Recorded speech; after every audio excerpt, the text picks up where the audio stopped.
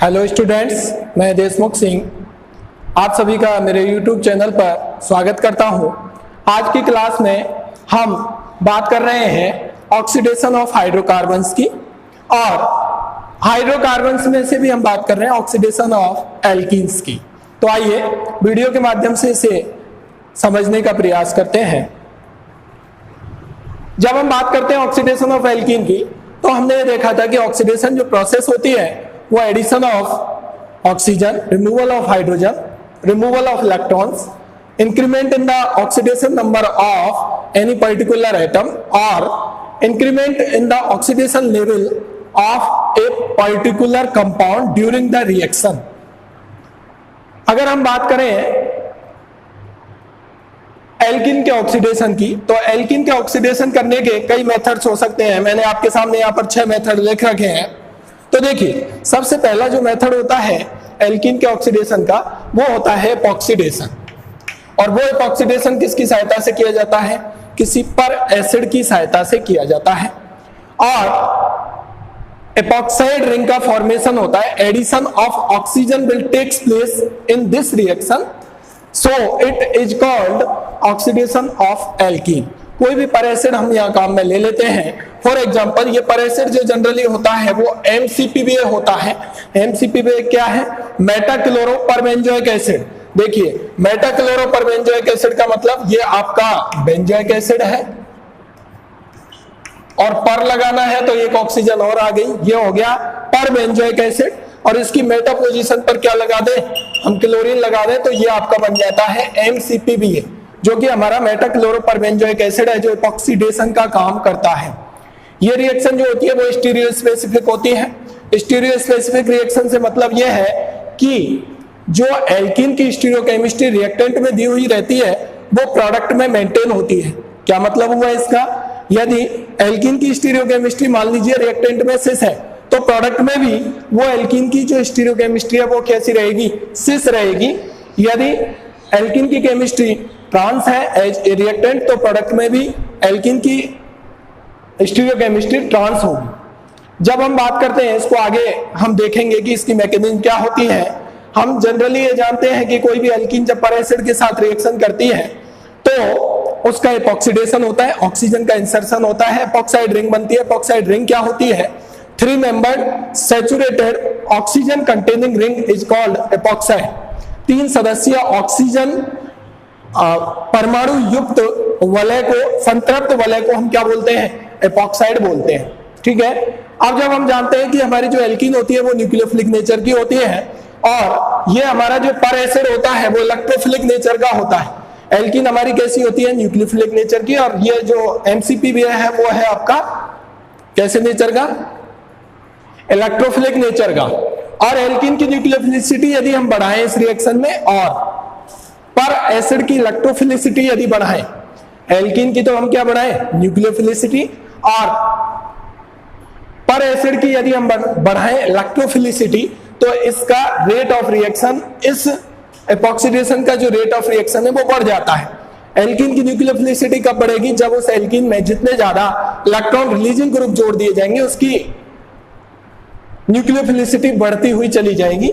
ऐसे ही जब हम पर एसिड की बात कर रहे हैं तो पर एसिड की इलेक्ट्रोफिलिसिटी तब बढ़ेगी जब उसमें उतने ही ज्यादा इलेक्ट्रॉन विथड्रॉइंग ग्रुप जोड़ दिए जाएंगे। इसलिए मैंने लिखा है कि ऑक्सीडेशन बाय पर acid is the type of oxidation of alkene in which the property of stereospecific reaction will takes place, and the rate of reaction will increase when nucleophilicity of alkene will be increases by inserting electron releasing group in alkene and electron withdrawing group in per acid, because electron withdrawing group increase the electrophilicity of per acid, and electron releasing group in alkene will increase the nucleophilicity of alkene. Now, second example, second type, per hydroxylation by KMnO4 and OSO4. पर hydroxylation means होता है कि 2 hydroxyl group diol का formation हम कर दें। Formation of diol will takes place, 1,2 diol यहां पर बन जाए पर hydroxylation bye KMnO4 and OSO4। KMnO4 का मतलब यह है, यहां पर जो हम KMnO4 काम में ले रहे हैं वो बेयर रिजेंट होता है। बेयर रिजेंट से मतलब है एल्केलाइन KMnO4 होता है 1% alkaline solution of KMnO4 is called Baeyer reagent. यदि हम बेयर रिजेंट का उपयोग करें और हम एल्कीन की रिएक्शन बेयर रिजेंट से कराएं, बेयर रिजेंट क्या है? 1% क्षारीय KMnO4 का विलयन बेयर अवकर्मक कहलाता है। यदि बेयर अवकर्मक की क्रिया एल्कीन के साथ कराई जाए तो यह KMnO4 सिस डाइऑल का फॉर्मेशन करता है, सिन डाइऑल बनाता है, 2 OH जोड़ देता है। सिन से मतलब होता है जो दोनों OH होते हैं वो एक ही फेस से जुड़ते हैं, चाहे वो ऊपर से जुड़े चाहे वो नीचे से जुड़े, उनका जो एडिशन होता है वो सिन एडिशन होता है। यही काम हमारा OSO4 करता है। OSO4 हमारा ऑस्मियम टेट्रा ऑक्साइड होता है, ये भी सिन डाइऑल का फॉर्मेशन करता है। सिन डाइऑल से मतलब है, सिन जो वर्ड है वो यह बता रहा है कि जो भी एल्कीन होगी उस एल्कीन, मान लीजिए एल्कीन है और इस एल्कीन पर जब 2 OH ग्रुप जुड़ेंगे, ये बॉन्ड हटेगा तो दोनों OH ग्रुप या तो नीचे की तरफ से जुड़ेंगे, ये सिन डाइऑल है, या फिर ऊपर की तरफ से जुड़ेंगे। ऐसा नहीं होगा एक OH ऊपर से और एक OH नीचे से, उसे हम बोलते हैं एंटी एडिशन। ये हमारा क्या है? Syn addition. तो जब हम पर हाइड्रोक्सिलेशन की बात करते हैं, पर हाइड्रोक्सिलेशन का मतलब यह है 2 OH ग्रुप को इंसर्ट करना, डाइऑल का फॉर्मेशन करना। वो हम कर सकते हैं किसकी सहायता से? KMnO4 की सहायता से या OSO4 की सहायता से। KMnO4 हमारा बेयर रिजेंट के रूप में यूज में लेना पड़ता है, OSO4 हम सिंपल काम में ले सकते हैं जिसके साथ हमें रिजेंट के रूप में NMO की आवश्यकता और पड़ती है, NMO OSO4। तीसरा जो मेथड आता है एल्कीन के ऑक्सीडेशन का वो आता है आयोडीन एंड सिल्वर एसीटेट। यहां पर हम काम में लेते हैं I2 और सिल्वर एसीटेट में हम ये काम में लेते हैं I2CH3COOH। इसके द्वारा भी हम एल्कीन का ऑक्सीडेशन कर सकते हैं। यहां पर इसके 2 मेथड होते हैं। एक मेथड होता है हमारा वुडवर्ड रिएक्शन जिसे हम बोलते हैं, और दूसरा मेथड होता है हमारा प्रीवोस्ट रिएक्शन। इन दोनों में बेसिक डिफरेंस क्या है? दोनों का जो रिजेंट होता है वो सेम होता है, चाहे वो वुडवर्ड रिएक्शन हो चाहे प्रीवोस्ट रिएक्शन हो। दोनों में अंतर क्या है वो हम देखते हैं। वुडवर्ड रिएक्शन से हमेशा सिन डाइऑल बनते हैं, सिन डाइऑल बनेंगे, जबकि प्रीवोस्ट रिएक्शन से हमेशा ट्रांस डाइऑल बनेंगे। सिन डाइऑल से मतलब अभी मैंने जो काम कहा था आपसे कि KMnO4 that means bear regent और OSO4 जिस काम को कर रहे थे वही काम वुडवर्ड रिएक्शन में होता है। दैट मींस एल्कीन का ऑक्सीडेशन होता है, 2 OH ग्रुप जुड़ते हैं। अब वो दोनों जुड़ने वाले जो OH ग्रुप है वो हो सकता है एक ही फेज से जुड़े, हो सकता है अलग अलग फेज से जुड़े। यदि एक ही फेज से जुड़ते हैं तो हम उसे बोलते हैं सिन एडिशन, और यदि अलग अलग फेज से जुड़ते हैं तो हम उसे बोलते हैं एंटी एडिशन। जब वुडवर्ड रिएक्शन की बात होती है जिसमें रिजेंट के रूप में हम आयोडीन और सिल्वर एसीटेट को यूज में लेते हैं, साथ में यहां पर हम H2O को काम में लेते हैं, दैट मींस एक्वस कंडीशन होती है किसमें? वुडवर्ड रिएक्शन में। तो एल्कीन का ऑक्सीडेशन होकर को हमको प्रोडक्ट के रूप में सिन डाइऑल बनता है। लेकिन प्रीवोस्ट जो रिएक्शन होती है उसमें ट्रांस डाइऑल का फॉर्मेशन होता है।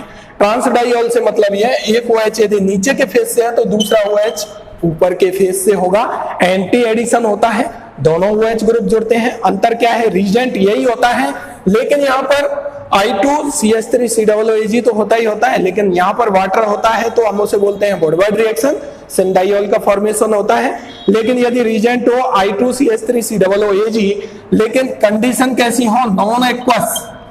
नॉन एक्वस का मतलब यदि वाटर नहीं हो तो हमारा ट्रांस डाइऑल का फॉर्मेशन होता है, एल्कीन का ऑक्सीडेशन होता है, और ऐसी कंडीशन में जो रिएक्शन होती है उस रिएक्शन को हम प्रीवोस्ट रिएक्शन के नाम से जानते हैं। तो यहां तक हमने बात की 3 मेथड्स की एल्कीन के ऑक्सीडेशन के। पहला था एपॉक्सीडेशन, जहां पर आपको पर एसिड के द्वारा एल्कीन को ऑक्सीडाइज करना है, एल्कीन का ऑक्सीडेशन करना है।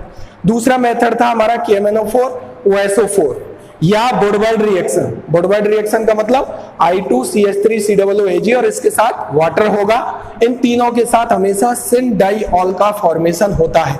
यदि I2CH3COOAG के साथ वाटर नहीं हो तो उस कंडीशन में एल्कीन के ऑक्सीडेशन से हमको ट्रांस डाइऑल बनता है और वो रिएक्शन हमारी क्या कहलाती है, प्री वॉश्ड रिएक्शन कहलाती है। चौथा जो प्रकार है या चौथा जो टाइप है एल्कीन के ऑक्सीडेशन का वो है हमारा वेकर प्रोसेस। वेकर प्रोसेस क्या होती है, साइंटिस्ट के नाम पर दिया गया वेकर। उसने क्या कहा, उसने ये कहा कि यदि कोई एल्कीन ऐसी है जिसमें टर्मिनल विनाइल ग्रुप प्रेजेंट है, दैट मींस विनाइल ग्रुप आप जानते हो, विनाइल ग्रुप जो आपका होता है वो ग्रुप होता है ये CH2 डबल बॉन्ड CH और ये टर्मिनल विनाइल ग्रुप जो होता है वो मिथाइल कीटोन में कन्वर्ट हो जाता है। This is the process which involves the conversion of terminal vinyl group into methyl ketone by the use of PDCl2, CuCl2, H2O and O2। यहाँ पर PD जो है पैलेडियम है वो सेकेंड ऑक्सीडेशन स्टेट में होता है, CuCl2, H2O और O2। इन जब चारों का यूज हम करते हुए किसी भी टर्मिनल विनाइल ग्रुप को किस में कन्वर्ट करते हैं, मिथाइल कीटोन में कन्वर्ट करते हैं, तो वो प्रोसेस हमारा क्या कहलाता है, वेकर प्रोसेस कहलाता है। फॉर एग्जांपल मैं यहाँ बात करूं कि मान लीजिए कोई ये एल्कीन मैंने लिखी है, इसमें ये आपको विनाइल ग्रुप दिख रहा है और यहाँ पर मैंने लिख दिया क्या, PDCl2, CuCl2, H2O and O2। After that the product will be converted, vinyl group किस में चेंज हो जाएगा, मिथाइल कीटोन में चेंज हो जाएगा। दैट मींस आपका प्रोडक्ट बनेगा ये COCH3, ये प्रोडक्ट बनेगा करेस्पॉन्डिंग। अब यहाँ आप देख रहे हो कि यहाँ पर इसका ऑक्सीडेशन लेवल बढ़ चुका है, दैट मींस इसमें ऑक्सीजन इंसर्ट हो चुकी है, एडिशन ऑफ ऑक्सीजन हो चुका है, दैट मींस इसका क्या हुआ है, ऑक्सीडेशन हुआ है। दैट मीन्स ये हुआ कि वेकर प्रोसेस में हम किसी भी टर्मिनल विनाइल ग्रुप को, टर्मिनल का मतलब है वो लास्ट में होगा या शुरू में होगा, उस एल्कीन के मिड में नहीं होगा, उसको किस में कन्वर्ट करते हैं, मिथाइल कीटोन में कन्वर्ट करते हैं। यूज हम किस किस का करते हैं, PDCl2, CuCl2, H2O और O2। अभी हम एक एक को डिस्कस करेंगे, तब हम मैकेनिज्म का यूज करेंगे कि क्या क्या मैकेनिज्म यहाँ पर हम काम में लेते हैं। अगली हम बात करते हैं एल्कीन के ऑक्सीडेशन का जो अगला प्रकार हो सकता है वो हो सकता है by ozonolysis. By ozonolysis that means यह है कि हम ओजोन का उपयोग करते हुए O3 आपने पढ़ा होगा, O3 को हम अल्कोहल के साथ यूज में ले सकते हैं और यहाँ पर सॉल्वेंट के रूप में हम Me2S का काम, डाइमिथाइल सल्फाइड काम में लेते हैं। ओजोनोलाइसिस से जो हमारी एल्कीन है वो एल्कीन ऑक्सीडाइज हो जाती है, उसका ऑक्सीडेशन हो जाता है और ऑक्सीडेशन होकर के हमको प्रोडक्ट के रूप में जनरली क्या मिलता है, एल्कीन का ऑक्सीडेशन हम जब कराएंगे तो कार्बोनिल कंपाउंड्स मिलते हैं। डिपेंड करता है कि आपने ऑक्सीडाइजिंग एजेंट के रूप में क्या क्या यहाँ पर काम में लिया है। यदि ये काम में लिया है तो आपको प्रोडक्ट के रूप में केवल कार्बोनिल कंपाउंड मिलेंगे और यदि आपने स्ट्रॉन्ग ऑक्सीडाइजिंग एजेंट ले लिया है तो वहां पर एल्डिहाइड का फर्दर ऑक्सीडेशन हो जाता है, एसिड हमको प्रोडक्ट के रूप में मिलते हैं। ये बात हुई हमारी ओजोनोलाइसिस की। ओजोनोलाइसिस को यदि हम देखना चाहें तो हम देख सकते हैं कोई भी एल्कीन है, उस एल्कीन के डबल बॉन्ड को तोड़ो, दोनों तरफ ऑक्सीजन जोड़ो, आपका प्रोडक्ट आपके सामने आ जाता है। ये आप सभी जानते हैं। नेक्स्ट और लास्ट जो मेथड हो सकता है बट नॉट लीस्ट, वो हो सकता है बाई ल्यूमिक्स रीजेंट। ल्यूमिक्स रीजेंट क्या होता है, अभी हमने बेयर रीजेंट की बात की, अब बेयर रीजेंट की बात करने के बाद हम बात कर रहे हैं ल्यूमिक्स reagent. Lumix reagent is the equimolar mixture of KMnO4 and NaIO4, that means potassium permanganate and sodium tetraiodate का 50-50 इक्विमोलर मिक्सचर का मतलब है 50-50 रेशियो, इन दोनों का यदि हम मिला दें तो वो हमारा कहलाता है ल्यूमिक्स रीजेंट। अब ये क्या करता है, ये एल्कीन का ऑक्सीडेशन करता है। कैसे करता है, जो KMnO4 होता है वो KMnO4 पहले सिस डाइऑल बनाएगा, जो हमने बात की थी सिन डाइऑल का फॉर्मेशन करेगा, 1,2 डाइऑल बनेंगे ऑब्वियसली, और फिर NaIO4 जो है वो 1,2 डाइऑल बॉन्ड का क्लीवेज करता है और क्लीवेज करने के बाद कार्बोनिल कंपाउंड में उसको कन्वर्ट करता है। कार्बोनिल कंपाउंड किस तरीके के हैं, यदि कार्बोनिल कंपाउंड के रूप में, यदि प्रोडक्ट के रूप में हमको एल्डिहाइड ऑब्टेन हो रहा है और कीटोन ऑब्टेन हो रहा है तो एल्डिहाइड का KMnO4 हमारा स्ट्रॉन्ग ऑक्सीडाइजिंग एजेंट है, इसलिए वो एल्डिहाइड को फर्दर ऑक्सीडाइज कर देता है और एसिड बना देता है। जबकि यदि हमारा ल्यूमिक्स रीजेंट से किसी भी एल्कीन का ऑक्सीडेशन करने के बाद, ल्यूमिक्स रीजेंट से किसी भी एल्कीन का ऑक्सीडेशन करने के बाद यदि हमारा प्रोडक्ट के रूप में केवल कीटोन बन रहा है तो ये KMnO4 कीटोन का ऑक्सीडेशन नहीं कर पाता, हमको फाइनल प्रोडक्ट के रूप में केवल कीटोन ही ऑब्टेन होते हैं।